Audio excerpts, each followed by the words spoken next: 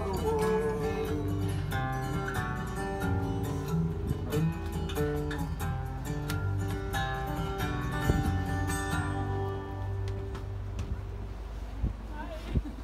Everyone, you may be seated. Testing. First and foremost, welcome everyone and thank you for coming. Erin and Shelby are so thankful for everyone taking time out of their lives, traveling all the way to Cancun as they begin their next journey together.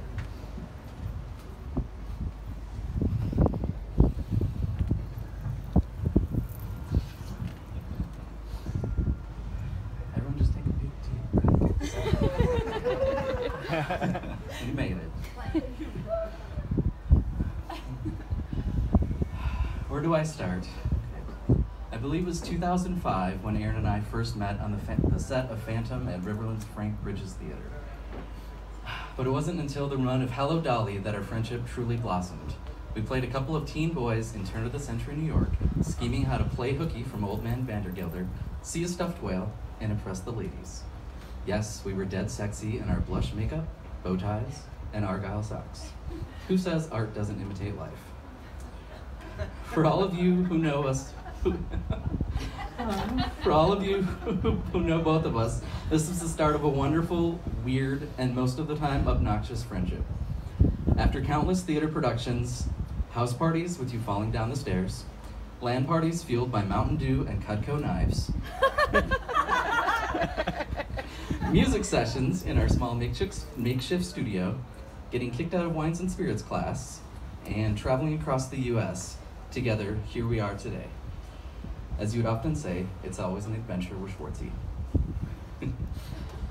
Throughout college, I often talked about wanting to move to California one day.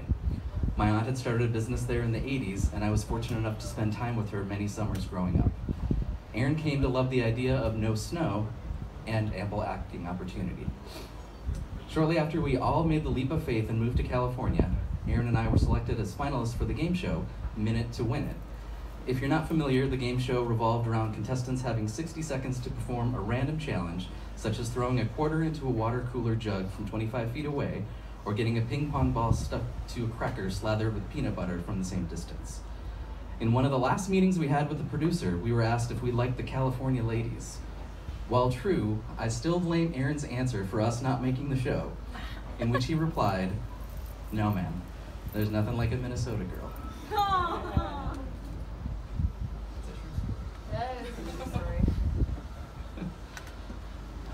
Before moving to California, Erin and I shared an apartment in St. Louis Park.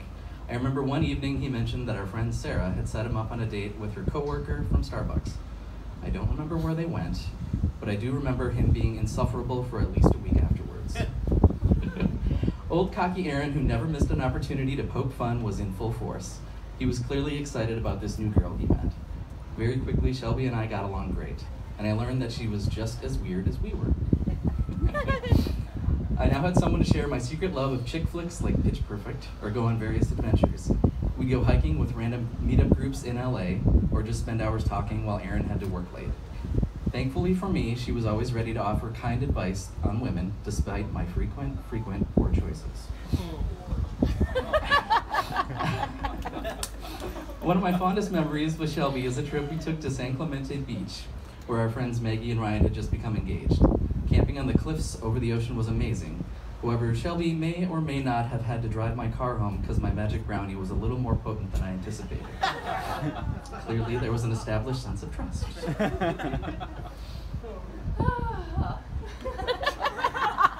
There it is. Over the course of these past 8 years, I have been witness to Shelby being an emotional rock for Erin and him for her. They would sacrifice for one another, working long hours to meet goals, or even moving halfway across the country. To think that all started with Erin having to reschedule their first date due to an acting gig. But it was that phone call that set the tone of their relationship. Shelby reluctantly agreed to find a new date and time with this dude she had not yet met. When she replied with, "Let me check my shedge," Erin, being the sarcastic smartass he is, asked if that was short for schedule. And Shelby immediately chirped back, "Nope, planner." And And I think it was at that very moment that the two knew they had met their match. Not only did Erin and Shelby travel 2,000 miles in a moving truck, but they were crazy enough to do it twice. They found that this time together with nothing between them but their lemon tree quarry, their relationship truly blossomed.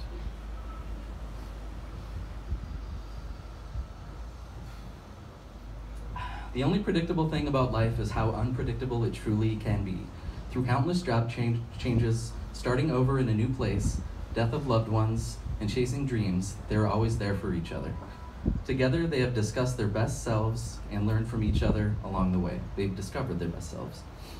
Thanks to Erin, Shelby, for the most part, is a little more calm when she is upset, understands the need to give someone space when they ask for it, has guided her to loving herself as he sees her, and has a newfound love of indie music and Marvel movies. And thanks to Shelby, Erin now craves vegetables and salads, doesn't hate coffee, has learned that his feelings are just as important as those around him, and that whatever he sets his mind to, he can accomplish. Through it all, they know they have each other, and that was always enough. So much so that now they even combine their efforts in times of ridiculing those they love. Let me tell you a little story. In our first California winter, we discovered our apartment was primarily heated by in-floor electric radiators, a very expensive way to stay warm, especially when those chilly 45-degree nights rolled in. After the first $400 bill, we cut back drastically. I suggested we use the gas fireplace in our downstairs living room as a replacement heat source. My thought with the suggestion is that heat would eventually make its way upstairs, and my retort to the conversation was, well, heat rises. Holy shit, I can't tell you how many number of times this came back up. I couldn't hear the end of it. It became the response for everything. Complaining who was gonna vacuum the living room. Heat rises. We took out the trash last. Well, heat rises, so. Many of these instances would usually end with Shelby screaming, "That's not the issue, John!" Years later, while studying for a real estate exam, I came across this infographic and texted it to them. And I quote, "Fireplaces are an inefficient heat source. They are a focal point for winter comfort and provide a cozy atmosphere rather than being the sole source of heat for a home." Although funny, it solidified that they were right.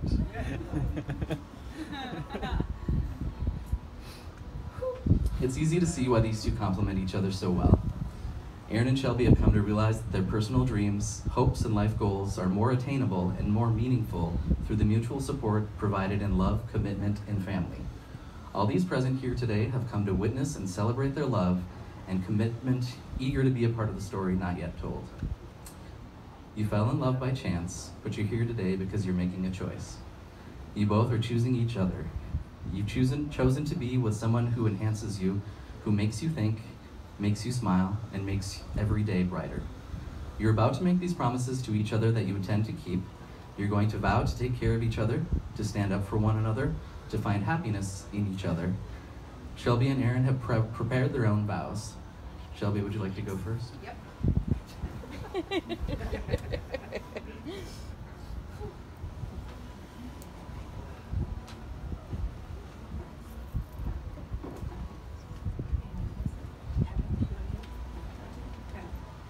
So I promised myself that if I got all the way through this without like hysterically crying, I get a treat. So here's hoping.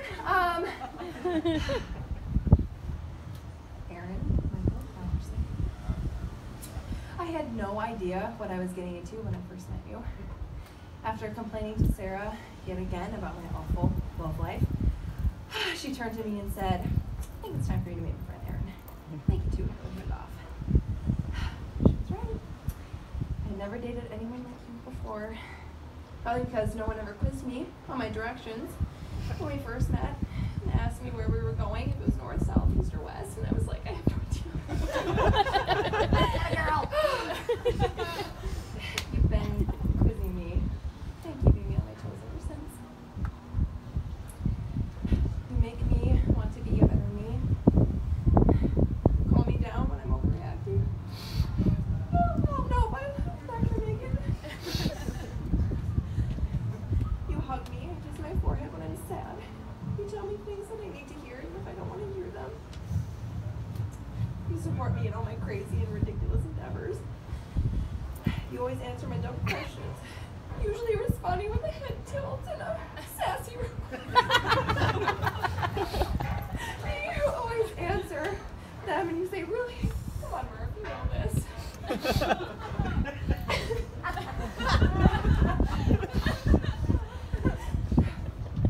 You're truly there for me whenever I need you. You're strong and you're kind. You always put everyone else's needs before your own. You're charming and handsome, and you're so intelligent. You are by far the most amazing human I've ever known. I'm the luckiest person in the world. Sorry. I know that things haven't always been easy, and I know that they won't always be easy. But I know that I'm with you. Everything's gonna be okay. You're the light to my day, and you're the only face I want to see when I sleep at night. You are the Jim to my Pam, the Ben to my Leslie, and the Michael to my Holly. I promise to love you unconditionally and support you always. And I promise to never, ever, ever give up on us. You're my happy place. You're my everything. I am so deeply, ridiculously in love with you. And I know that I want to spend the rest of my life with you. You're my best friend. You're my partner in crime. You're my Bubba. I love you and I like you. Forever and always. I didn't make it. You can still have a dream. Thank you.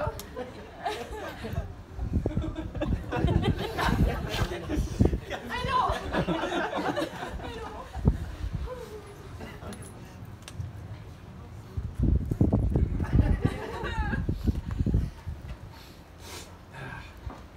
Dearest Murphy, Shelbinator, Shelbino, Shelby. Since I've known you, I've had the pleasure of having a front row seat to watch you grow into the beautiful woman you are today. You're a ray of constant sunshine, and you immediately set my mind at ease whenever I'm in proximity to you. I promise to be the same for you. I can't promise that I won't call you out when you're being flighty, but I do promise to be patient with you and support you through job applications and any harebrained ideas in the future, because I know you're not settling for anything less than you deserve. And I know the end goal always has a space for two. I can't promise that I won't think that sometimes you're being dramatic, but I promise to always be an available shoulder to cry on when your days become too heavy, a hug to calm you down, a second pair of eyes to search the blankets for lost kernels of boom chicka pop, and forever a solid hand to hold, offering guidance in times of darkness, like you have done for me. I can't promise I won't get frustrated when you doubt yourself, but I do promise to challenge you every day, not only to see things from a different perspective, but to see yourself as I see you. You are good enough, and you deserve all the love and kindness you pour onto those close to you. I can't promise that my jokes will always be PG-13, but I do promise to continue to keep you laughing through the endless supply of dad jokes, impressions, and impersonations. As long as you laugh with me, that's all that matters. I can't promise I won't shake my head at you when you get angry at the drivers in front of us on our way to Fresh Time for groceries every Sunday morning. But I do promise to always love you no matter what life may throw at us, through the difficult times that may come. I can't promise that I will be without my faults, but I do promise to continue to strive to be the best version of myself every day. You've taught me to be brave through all circumstances, while not being so hard on myself and sharing my thoughts and feelings in constructive ways in order to learn from them. I'm not only looking forward to continuing to build our relationship, but building our partnership in this life. I will forever have a kiss for that full time. I love you, Murph. If you're a bird, I'm a bird.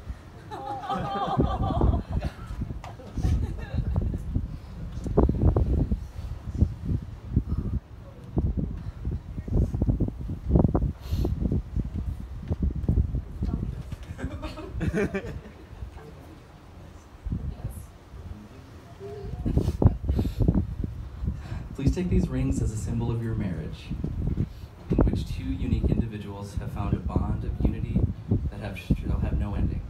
They are tokens of the growing relationship that you've come here to celebrate and confirm. Erin, please take this ring and place it on Shelby's finger. And as you do, repeat these words after me. I give you this ring as a symbol of our love. I give you this ring as a symbol of our love. With it, I wed you. With it, I wed you. And commit my life to you forever. And commit my life to you forever.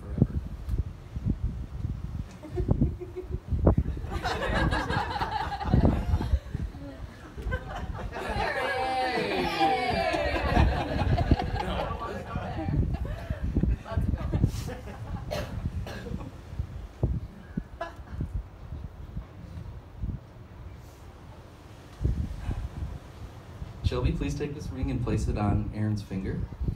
And as you do, repeat these words after me. I give you this ring as a symbol of our love. I give you this ring as a symbol of our love. With it, I wed you. With it, I wed you. And commit my life to you forever. And commit my life to you forever. It's moist outside. Yeah.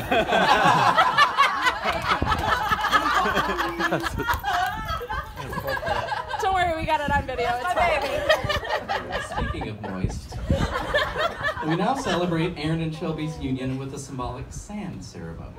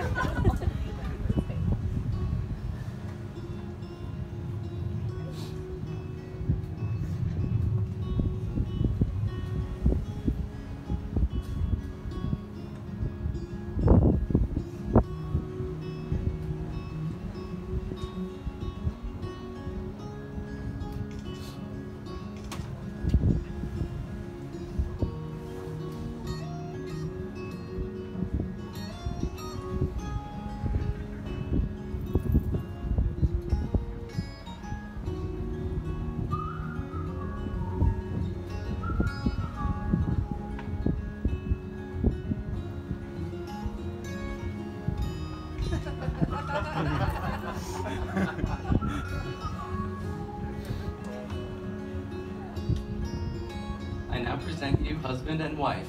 Oh my God! Erin, you may kiss the bride.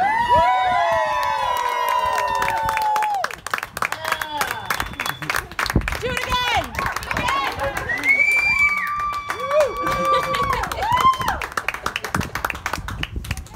I present to you for the first time ever, Mrs. Erin and Shelby Shalverson.